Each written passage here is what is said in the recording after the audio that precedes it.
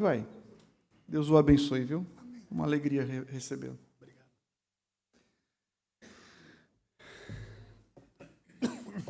Saúdo a igreja com a graça e a paz do Senhor. Eu já disse todas as outras vezes, vou dizer de novo, tente não prestar atenção na voz. Eu sei que é meio difícil. Quando eu abri a boca e falei de manhã, teve um irmão que abriu os olhos desse tamanho e disse, não vai sair nada. Eu vi a cara de desespero dele, né? Até eu comecei a ficar desesperado. Aí eu falei, não, vamos esperar na graça do Senhor. De fato, coube a Deus, na sua providência, que eu estivesse aqui no pior momento da minha voz, nesses 24 anos de ministério. Mas Deus está dando graça, né? A cada momento. Vamos orar ao Senhor. Ó Deus, nós estamos diante da Tua presença. Toda a nossa vida está diante de Ti. Nós não acrescentamos um único dia. E há muitas coisas em nossa vida que nós nos sentimos absolutamente impotentes. Uma delas é de conseguir experimentar crescimento espiritual.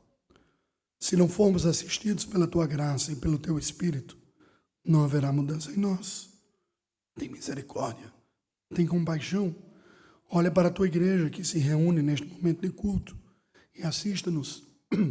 Se conosco na exposição bíblica e ajuda-nos também a comunicar verbalmente a Tua palavra.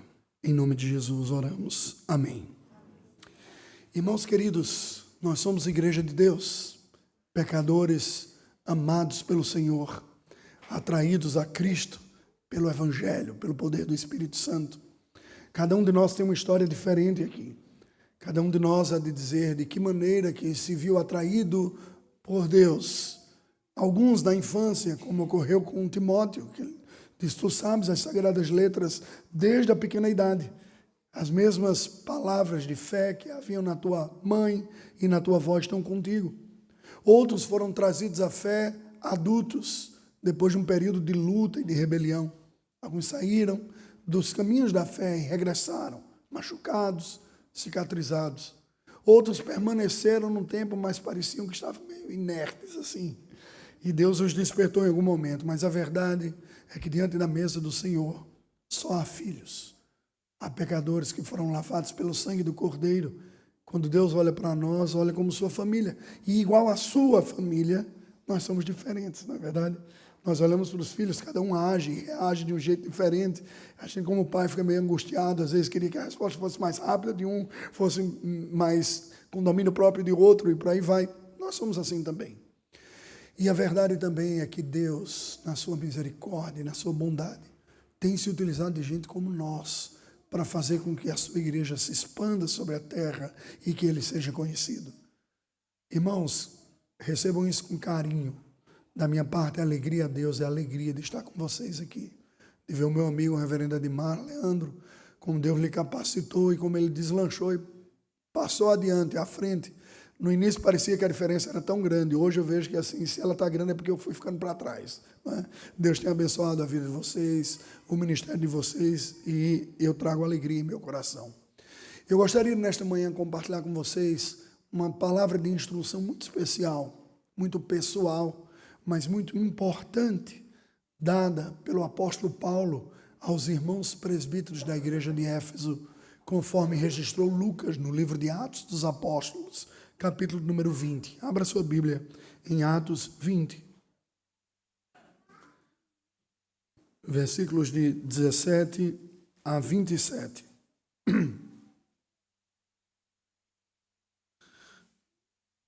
Esse texto é um texto tão denso, são tantas instruções. Paulo já estava preso em viagem.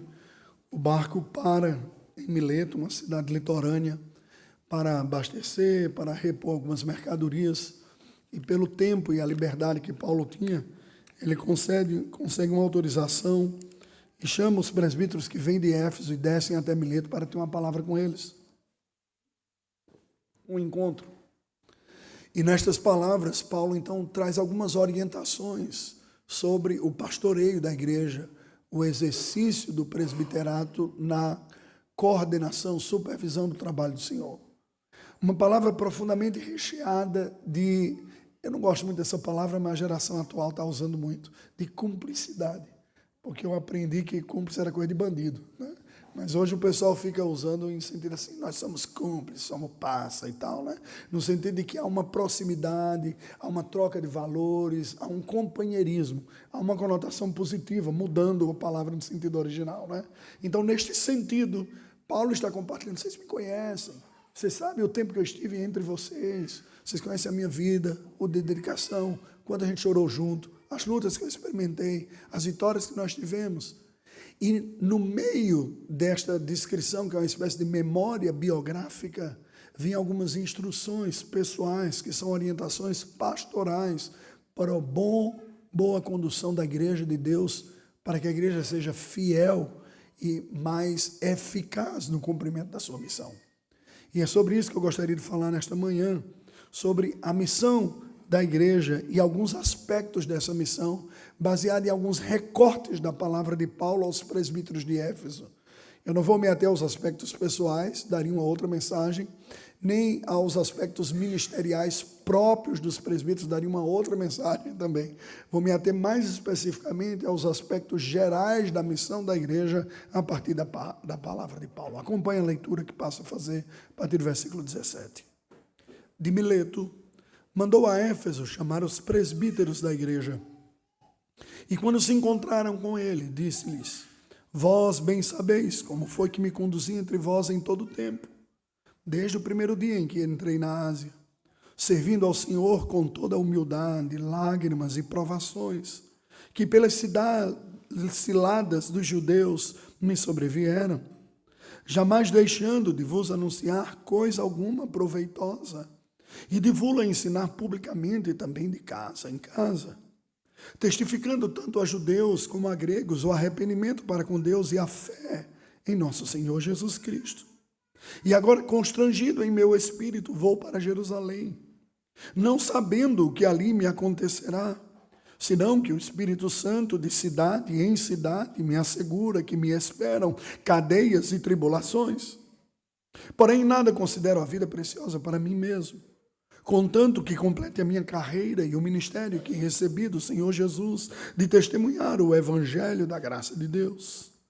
Agora, eu sei que todos vós, em cujo meio passei pregando o reino, não vereis mais o meu rosto. Portanto, eu vos protesto no dia de hoje, que estou limpo do sangue de todos, porque jamais deixei de vos anunciar todo o desígnio de Deus. Até aqui. Que palavras intensas, na verdade. Se nós colocamos atenção a estas palavras, nós conseguimos quase que sentir o peso e a carga emocional desta palavra. Era uma palavra despedida. Deus havia mostrado para Paulo, lhe revelado que o destino que ele tinha diante de si, no futuro próximo, não era muito positivo. Irmão, sempre que eu sei destas coisas, eu fico pensando, como será que eu reagiria a isso? Eu não sei se eu gostaria de saber que eu ia sofrer muito, não. Eu acho que é melhor não saber e ficar na ilusão do que não vai ter, né? Do que já saber antecipadamente que será uma barra pesada. Nesse sentido, eu dou graças a Deus que eu não sou apóstolo e que não tenho revelação dessas coisas. Deixa eu enfrentar sem saber. É melhor do que saber antecipadamente. Mas Paulo sabia, entretanto, como ocorre conosco, também não sabia de tudo. Ele não sabia exatamente qual era o tempo da duração, nem mesmo se seria derradeira esta realidade da prisão. Ele tinha uma certa expectativa de que seria solto, ele ora, inclusive, nesse sentido, e há algumas evidências de que ele teria saído de um primeiro encarceramento, já não registrado no livro, porque o livro de Atos termina antes deste período, mas tentando ver algumas implicações de outras cartas, as cartas de Timóteo e de Tito. Há uma identificação com as palavras de Paulo pela natureza do trabalho missionário, atuações distintas, em lugares distintos, com necessidades distintas. Então, a gente que está envolvido no trabalho missionário dessa natureza consegue se identificar, se bem que Paulo é um personagem que dá para se identificar de várias maneiras, não é? A gente consegue se identificar com o pastoreio dele, que foi muito efetivo, aqui é um ato de pastoreio. E com outros aspectos, por exemplo, da docência, que ele foi muito efetivo também, treinando, capacitando pastores, que deixou em seu lugar. Mas nesta manhã eu gostaria de me ater nos aspectos da fala de Paulo ligado ao cumprimento da tarefa, da missão da igreja. Paulo diz algumas instruções aos presbíteros aqui, presta atenção a isso, que é como que está dizendo, se vocês querem ser fiéis ao que Deus ordena e espera de sua igreja fazer, atentem a estes aspectos. São 4. O primeiro aspecto que Paulo vai falar é o aspecto do conteúdo, da mensagem, do que nós somos chamados a proclamar. Paulo vai nos ensinar que uma igreja fiel deve proclamar toda a mensagem de Deus. Isso está descrito no início do versículo 20. Olha como Paulo descreve, e depois nos versículos 24 e 27. Ele diz assim: jamais deixando de vos anunciar coisa alguma proveitosa. Jamais deixando de vos anunciar coisa alguma proveitosa. O versículo 27 complementa esta ideia, quando ele diz: porque jamais deixei de vos anunciar todo o desígnio de Deus. Porém, o final do versículo 24, quando ele descreve sua visão ministerial, e este versículo foi tão importante para mim, que quando fui entregar minha carteira de ministro para ser assinado na ordenação, eu destaquei esses 2 versículos, 24 e 27, como lema do meu ministério. E eu fico me lembrando todos os dias do que Deus me chamou. Paulo diz: eu não considero a vida preciosa para mim mesmo, contanto que complete a minha carreira e o ministério que recebi do Senhor Jesus para testemunhar o evangelho da graça de Deus. Agora preste atenção aqui para mim. O que significa isso? O que isso tem a ver com o conteúdo bíblico? O que basicamente Paulo está dizendo era aquilo que Lutero entendeu tão bem durante o seu ministério. Disse: toda a mensagem bíblica, toda ela, de Gênesis a Apocalipse, pode ser resumida em 2 conceitos, só 2, para entender em termos de categorias: lei e evangelho. Lei é tudo aquilo que está na palavra de Deus, que nos é ordenado para fazer. São todas as instruções bíblicas: faça isso, faça dessa maneira, santifique-se, arrependa-se, crê em Deus, sirva, ame o seu próximo, honre a Deus, pague os impostos, entende? É tudo que nós somos chamados para fazer. Se nós queremos ser uma igreja fiel, que honra a Deus, glorifica a Deus, nós não podemos ter temas seletivos e ter assunto que a gente não aborda. Nós temos que olhar todo o desígnio de Deus, tudo que Deus tem para a nossa vida, para a família, para o trabalho, para a igreja, para a sociedade, para as relações públicas, para seja o que for. E Paulo diz: eu tenho consciência de que não deixei de vos anunciar todo o desígnio de Deus. Tudo que Deus requer da vida da igreja deverá ser ensinado à igreja. Se a igreja quiser ser fiel, não pode ter assunto que dizer: esse assunto é complicado, pastor, não fala sobre isso na igreja, vai dar chabu, vai dar complicado, não toca nesse assunto. Uma das vantagens de uma pregação expositiva e sequencial, embora não seja regra e lei, você não precisa ser assim para ser um pregador fiel, mas uma das vantagens é porque nós acabamos por nos forçar a pregar texto que talvez, se a gente fosse escolher, nunca escolheria, percebe? Tanto pela dificuldade de conteúdo, de entender, quanto pela dificuldade de alguns temas que são complexos e que confrontam. Só que Paulo diz: eu tenho a plena consciência de que quando estive entre vocês, anunciei tudo que foi proveitoso. E ele está dizendo para os presbíteros: tomem cuidado com isso. Não deixem de dizer nada do que a igreja precisa ouvir. Não deixem de abordar todo o assunto que Deus tem. Lutero chamava isso de lei, tudo que Deus requer. Só que Paulo, no versículo 24, descreve o seu chamado, dizendo: eu fui chamado para anunciar o evangelho da graça de Deus. Irmãos, não é uma precisão técnica o que eu vou dizer aqui, não. Mas a nossa imprecisão técnica, e aí eu me lembro muito das aulas do meu professor, reverendo Dr. Eber, que ele dizia: seja preciso nos termos, entenda bem os conceitos. Ele puxava a nossa orelha e dizia: entenda bem, para que você seja clara a ideia, fale com os termos apropriados, você está aqui para estudar, para aprender, não pode ser de outro jeito. Eu: tá bom, vou tentar. Dizia.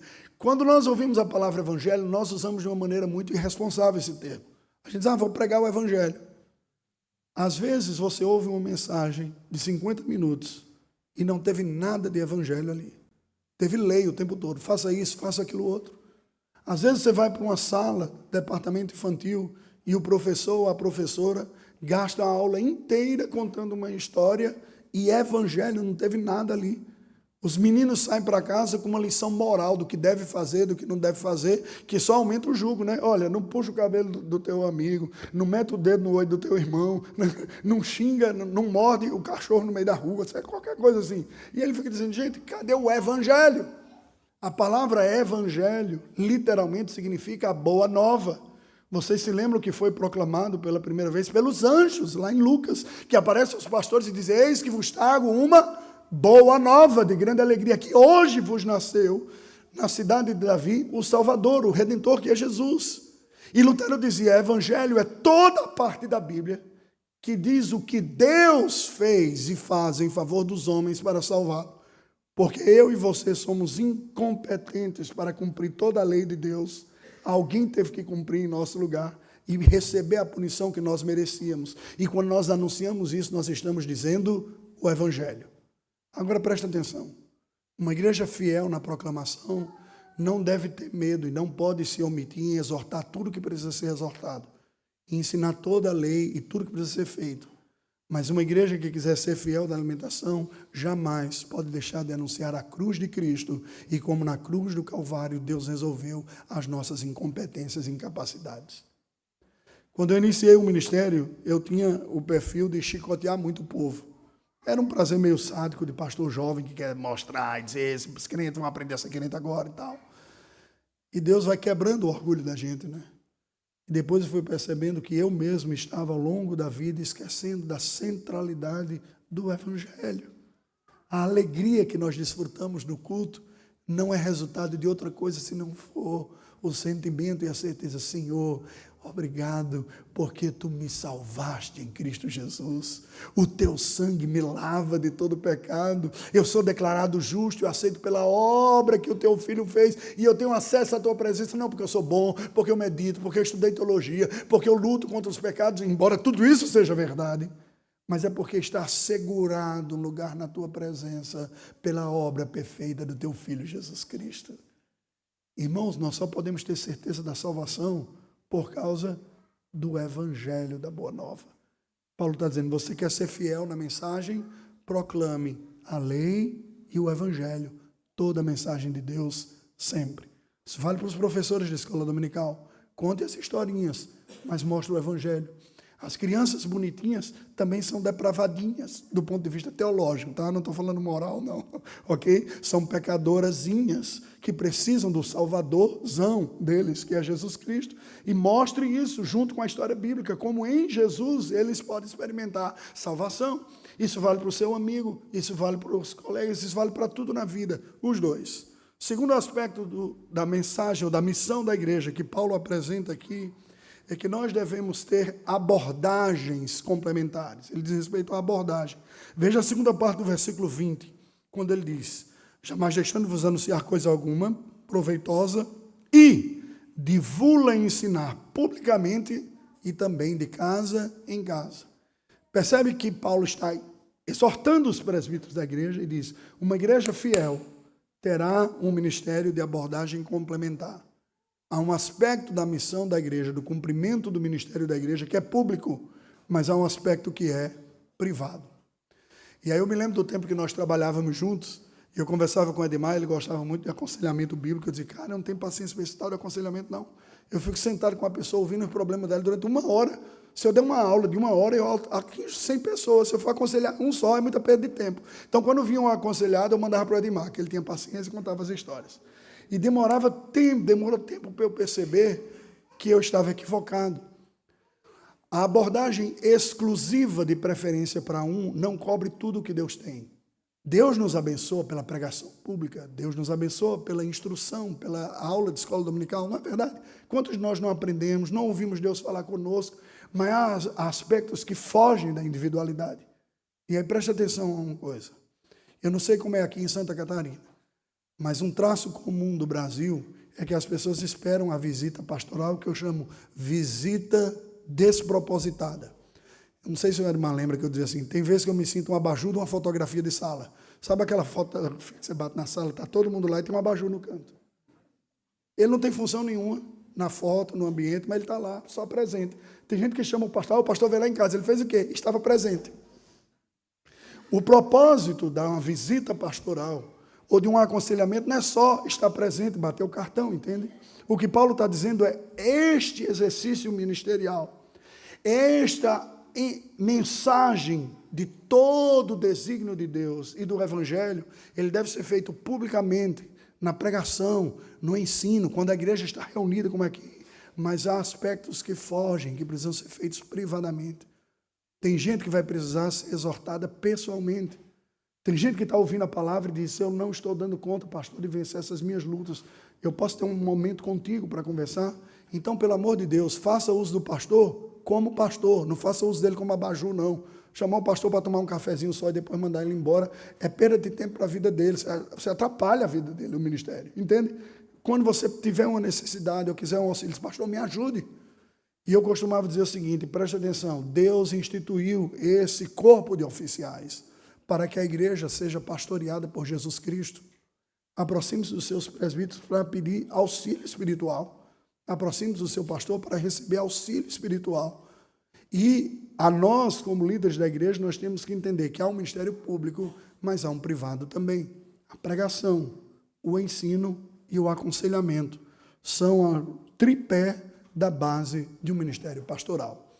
E Paulo está dando essas orientações para os presbíteros, que no conceito que nós, como presbiterianos, interpretamos, são pastores assistentes. Basicamente, a diferença é que os ministros ordenados vivem exclusivamente dessa tarefa. E por isso a igreja lhe oferece condições de fazer isso, congros, casa e tudo mais. E os presbíteros são assistentes voluntários, porque são mantidos por outros trabalhos, mas são assistentes para cumprir esta obra, porque até o melhor de nós não é autossuficiente. Esta é a grande beleza do modelo presbiteriano. A lógica do colegiado é, nós somos agraciados por Deus com líderes para servir a igreja, mas nós somos humildes o suficiente para reconhecer que ninguém é autossuficiente, precisa de outro para fazer o contraponto. Quantas vezes nós, em reuniões do conselho, pensávamos alguma coisa, eu experimentei isso em Suzano e em outros lugares que estive, e que em meio daquela realidade, uma palavra de um irmão experiente traz uma luz e todo mundo diz, realmente faz sentido ir nessa direção. O conjunto da sabedoria. Terceiro aspecto que Paulo vai falar para o cumprimento da missão da igreja é que a igreja deve estar atento, preste atenção, a públicos distintos. Vocês percebem que Paulo está sempre falando de binômios aqui? Ele está falando de lei e evangelho. Ele está falando de público e privado, porque a gente tem a tendência de escolher um e desprezar o outro. Ele diz, tem que manter isso sempre em equilíbrio. Lei e evangelho, senão fica distorcido e cai. Não é? Então, público e privado, precisa abordar, tem aspectos que são privados, tem aspectos que são públicos, e agora ele vai dizer públicos distintos. Olha como isso está descrito, tá? No versículo 21, a primeira parte, ele diz, testificando tanto a judeus como a gregos.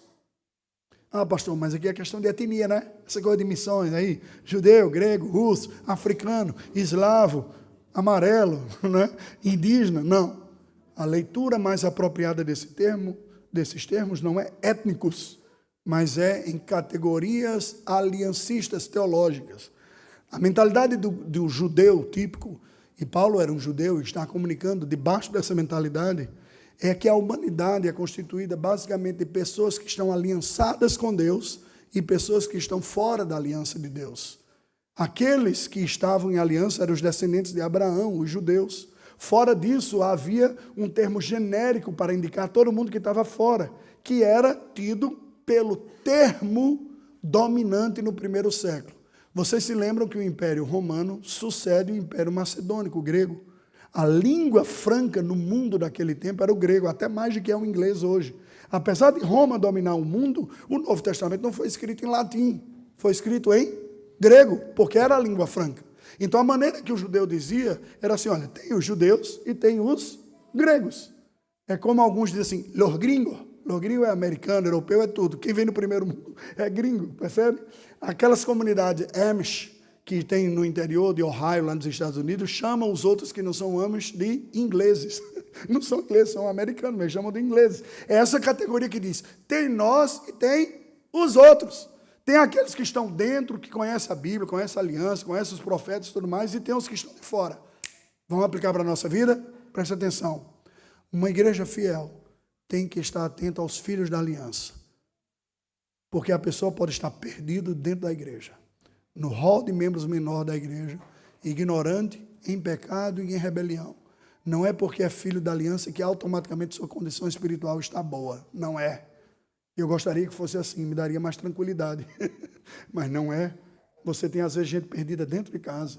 Você tem rebelião dentro de casa. Olha na história dos patriarcas. Você tem um Jacó e tem um Esaú. Você tem um Isaac e tem um Ismael.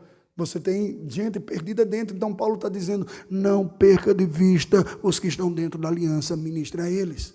Ministre ao coração do seu filho, pastoreie o coração do seu filho. Esteja atento ao ministério da UCP, da UPA, da mocidade, para que eles conheçam a Deus. Não é por herança genética que entra no reino dos céus. Vocês se lembram que João descreve no início do seu evangelho, que leva o nome, dizendo, nós não nascemos da vontade da carne, nem do sangue, nem do homem, mas da vontade de Deus. Eles precisam, nossos filhos precisam da mensagem cristã e da redenção. Agora preste atenção, a igreja também não pode ter uma vida voltada para dentro, só para os que são filhos. Eu sou presbiteriano há 5 gerações. Meu pai era presbítero, meu avô era diácono, meu bisavô era missionário, meu tataravô foi o primeiro convertido. Assim. E aí? A igreja fiel no seu ministério tem que ter um olhar para os de dentro, mas também para os de fora. Alcançar aqueles que estão fora, que aqui é explicado como sendo os gregos, aqueles que estão fora, que estão adorando Zeus, Apolo, Afrodite, Diana dos Efésios, outros tantos estão perdidos. Deus tem um povo a ser alcançado no meio dos outros. E quando os alcançar, os tornará tão filhos de Deus, quanto aqueles que são de 3, 4 ou 5 gerações. Vocês que são de gerações da aliança, dê graças a Deus, porque Deus, na sua providência, lhes colocou em uma família que conhece a Deus há gerações. Mas, pelo amor de Deus, sejam humildes ao reconhecer que vocês, por natureza, são inimigos de Deus, foram alcançados pelo Evangelho, e que o status espiritual seu não diferencia em nada daquele que converteu na semana passada. É o sangue de Jesus que lavou tanto você, que é a 5ª geração, quanto José, que professou a fé no domingo passado, que é a primeira semana em toda a família dele que tem alguém cristão. E quando Deus recebeu, ele diz, vinde benditos dos meus pais. Não importa a geração, importa que foi lavado pelo sangue do Cordeiro. Para uma igreja ser fiel no cumprimento da missão, ela tem que ter um olhar para os de dentro e tem que ter um olhar para os de fora. Por que é importante nós lembrarmos disso? Porque nós somos tentados a desenvolver desvios de visão ministeriais. A tendência de um missionário é olhar para os de fora. Vamos alcançar, salvar, e fica abandonando as pessoas que estão dentro. É uma tendência de quem está nessa categoria. Às vezes a família missionária ou pastoral está mal porque ele está querendo salvar o mundo e está perdendo a própria casa. Irmãos, isso é um pecado. A primeira congregação que Deus deu para cada um de nós é a nossa família. É a minha. Para mim, do reverendo Edmar, a família dele. Para você, é a sua. Os primeiros que Deus vai pedir contas é do teu filho, é da tua filha. Você não pode terceirizar essa tarefa e dizer, eu já levei para a escola dominical, pastor, não sei por que ele não está na fé hoje. Eu digo, você em um momento instruiu? Não, mas eu levava para a igreja. Você assiste partidas de futebol com ele, você se esforça para pagar uma boa escola e você não gasta um tempo mínimo para orar com seu filho, para ler uma instrução bíblica com ele, para exortá-lo. Preste atenção, que a igreja deve estar atenta aos filhos da fé, mas também deve estar atenta aos de fora. A igreja não é um clube de uma dinastia étnica ou de um segmento de família. Nós devemos buscar e nos alegrar, como as parábolas do reino de Jesus contam, da alegria que foi buscar aquela ovelha que estava perdida. Tinha 99, ele foi buscar outra. A alegria que houve no reino dos céus quando aquela dracma perdida foi encontrada. A festa que foi celebrada quando o filho pródigo volta, que estava perdido, e o mais velho ficou em birra, né? Fez aquilo outro. Não. A gente se alegra quando há conversão e há salvação.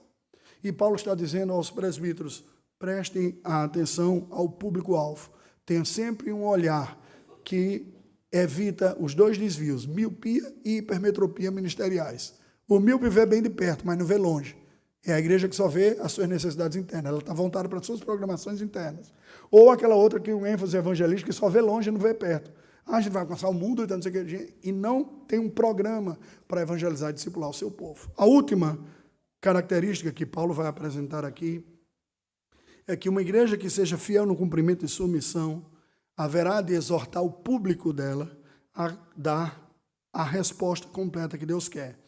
No final do versículo 21 para o início do versículo 22, nós lemos o seguinte, ele diz, testificando tanto a judeus como a gregos, o arrependimento para com Deus e a fé em nosso Senhor Jesus Cristo. Apenas aqui o 21. O que é que Paulo está dizendo? Se nós temos uma mensagem que é lei e evangelho, se nós temos uma abordagem que é pública e privada, se nós temos um público diverso, que é quem está dentro da aliança e quem está fora da aliança, todos, em quaisquer circunstâncias, são chamados a responder com arrependimento e fé. Esses são dois aspectos da resposta cristã. O arrependimento é fruto daquela autoanálise à luz da lei de Deus e do Evangelho, em que a gente honestamente e sinceramente busca diante de Deus conferir quais são as nossas falhas. É agradável isso? Não é não. É como você ir para uma consulta médica, que você está com os maus sintomas. Você não vai com uma expectativa muito boa. Se está com sintoma ruim, pode ter um problema lá. Quando a gente vem para a Bíblia, a gente tem que vir dizendo, é melhor e é bom, e Deus quer me curar, me dando consciência de quais são as minhas doenças. O arrependimento é aquela primeira postura, presta atenção, gente, pelo amor de Deus. Não existe vida piedosa, não existe vida que agrade a Deus, sem que primeiro a gente tenha consciência das nossas próprias falhas. Não fica com raiva do pastor quando ele exorta você, não. É Deus amando você, querendo ver você mais bonito. Melhor, vivendo mais para a glória dele. Em vez de você ficar com está falando para mim, graças a Deus. É Deus que te ama, que não está largado. Você lembra que o autor aos Hebreus disse, se você é alguém que acha que é filho de Deus e não é disciplinado, isso é um mau sinal. Porque Deus disciplina quem ama. E a disciplina não é só a chinelada, não. Ela começa pela exortação. Aliás, às vezes, dói mais aquele sermão do que a chinelada, não é verdade? Então, o que Deus está falando para o seu povo aqui, nós temos que estar atentos, é requerido de cada um de nós arrependimento. Deixa eu dizer na prática, sabe o que significa para você? Quando você vier para a igreja, mesmo se preparando, antes de chegar no culto aqui, diz, Senhor, me dá humildade de ouvir a tua voz e de perceber o que eu preciso mudar. Porque eu gosto tanto de elogio, mas eu não gosto tanto de ver os meus erros, não. Sabe quando você entra de noite no banheiro e liga a luz e vai olhar para o espelho, e você não gosta muito do que você vê, vai mostrar rugas, as coisas que estão assim, aí você põe aquela lâmpada de 25 watts, para não ver muito defeito, né? Põe aquela mais fraquinha, tá bom. Não faça essa atitude na igreja, não.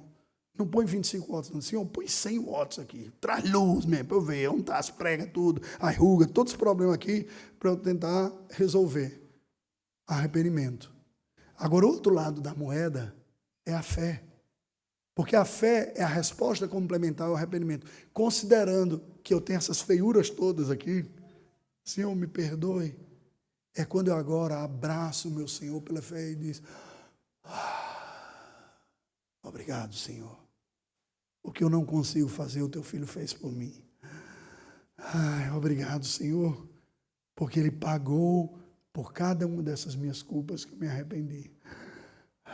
Obrigado, Senhor, eu te louvo e eu te adoro, porque eu não serei condenado por isso, porque Jesus já foi condenado por isso. Obrigado, Senhor, pelo perdão e pela salvação. Arrependimento e fé são a resposta dinâmica complementar que todo cristão vai dar a vida toda. Lutero dizia que a vida de penitência, ou a penitência não é apenas a marca na entrada na vida cristã, é a própria marca da caminhada cristã. Quando eu diante de Deus reconheço as minhas falhas, eu fico mais motivado a abraçar com gratidão a oferta de Cristo Jesus pelo perdão e como meu Salvador. E eu termino contando aquela história. Lembra quando Jesus visitou a casa do fariseu Simão e que ele tratou com uma certa indiferença e veio aquela mulher prostituta e derramou o perfume e depois enxugou e ele disse, Simão, Simão, eu entrei em tua casa e tu não me saudaste. Esta mulher me beijou. Você não me honrou com nada. Ela derramou um perfume sobre os meus pés. Você não me tratou com deferência. Ela enxugou os seus pés com o meu cabelo. Sabe por quê? Porque a quem muito é perdoado, muito ama. Deixa eu dizer uma coisa para você. Quanto mais profunda for sua convicção do pecado, mais fervoroso será o seu amor para com Deus. Porque mais grato você será pelo tamanho da salvação que você recebeu. Então, ao invés de ficar com raiva, seja grato. Porque a maior consciência da nossa falha vai produzir em nós uma maior devoção. Senhor, como é possível o Senhor amar um pecador como eu? aquele hino que diz tão maravilhosamente, diz: um réu de quem tu te afeiçoas, vencido, ó Salvador, por ti, teu grande amor senti. Nós somos réus que Deus se afeiçoou e em Cristo Jesus venceu nossas resistências e nos fez seu povo. Que Deus nos abençoe. Curva a sua cabeça, vamos falar com Deus em oração. Deus bendito, nós louvamos o teu nome. Te louvo pela vida desta igreja, pela instrumentalidade da tua graça através deste conselho que tem semeado a abertura de outras igrejas aqui, especialmente no Vale do Itajaí. O apoio que tem sido dado à proclamação da tua palavra pelo mundo afora. Nesse instante, nós humildemente chegamos à tua presença e te agradecemos pela tua palavra. Te agradecemos pelo teu Espírito, Senhor. Porque se não for o teu Espírito, nós não conseguiríamos experimentar essas graças em nossas vidas. Não é agradável para nós perceber nossas próprias falhas. Nós queremos apresentar desculpas, justificativas. Nós naturalmente elaboramos inúmeras razões para justificar nossas falhas. Mas, Senhor, visitados pela tua graça, pelo teu amor, pela tua bondade, somente assim nós conseguimos perceber o que há mal em nós. E te louvamos porque este reconhecimento é fruto de tua graça. Te louvamos porque o teu Filho Jesus amorosamente nos acolhe, nos torna dignos de ti, da tua presença, pela obra dele perfeita. Foi o sangue da cruz que nos alcançou, que nos lava, que nos purifica e que nos dignifica. Ajuda-nos, Senhor, a confiados nesta verdade, te servirmos, celebrarmos o teu nome, proclamarmos a tua palavra. Abençoe esta igreja no cumprimento da sua missão, em nome de Jesus. Amém. Deus nos abençoe.